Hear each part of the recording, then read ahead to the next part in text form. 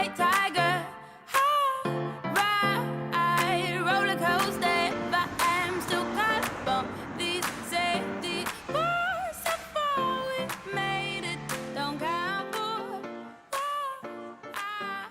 Et nous sommes évidemment très heureux que nous ayons pu accueillir cette quatrième édition ici à Saint-Malo. Et vous savez très bien que les enjeux d'attractivité de nos territoires sont au cœur de nos stratégies. Nous croyons dans la force de prescription que vous représentez. Les blogueurs et tous les passionnés ont pris le pouvoir comme il faut sur le web. Et nous aussi, institution touristique comme le nôtre, ça nous met en question et puis on s'interroge sur nos rôles. Et nos rôles, c'est vraiment pour vous encourager. Et encourager les passionnés de parler positivement, bien sûr, de destination. Alors c'est vrai que jusqu'à présent, on a travaillé en collaboration avec la région et le département sur des accueils communs, souvent en répondant à la demande des blogueurs. Donc là, effectivement, avec l'accueil du Watt à Saint-Malo, ça nous permet d'avoir des relations individuelles et privilégiées avec les blogueurs et justement de pouvoir plus détecter les affinités ou les mises en valeur que l'on pourrait partager en fait. Donc pour nous, oui, c'est intéressant, tout à fait.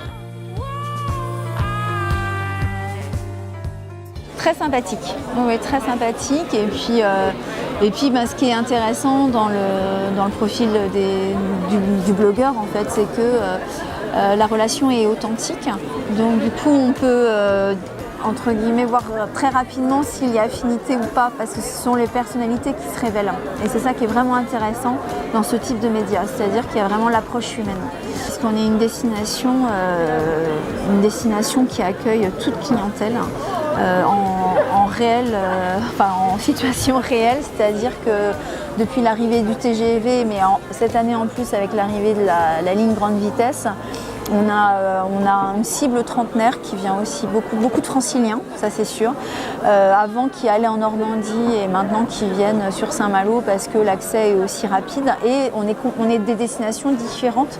Donc en fait, ils découvrent voilà, d'autres paysages. Justement, c'est la numérisation, enfin, c'est le digital, quoi, effectivement. Mais après, le paradoxe veut que malgré tous les outils qu'on peut créer, développer à destination des visiteurs, on s'aperçoit qu'ils viennent quand même s'ils ont en fait consulté l'information sur l'application, sur le site internet, sur tous les supports possibles. Une fois sur place, ils viennent à notre rencontre. Et ils franchissent les portes de l'office de tourisme parce qu'ils veulent l'échange humain en fait. Et ça, l'appli, le site internet ne l'apporte pas en fait.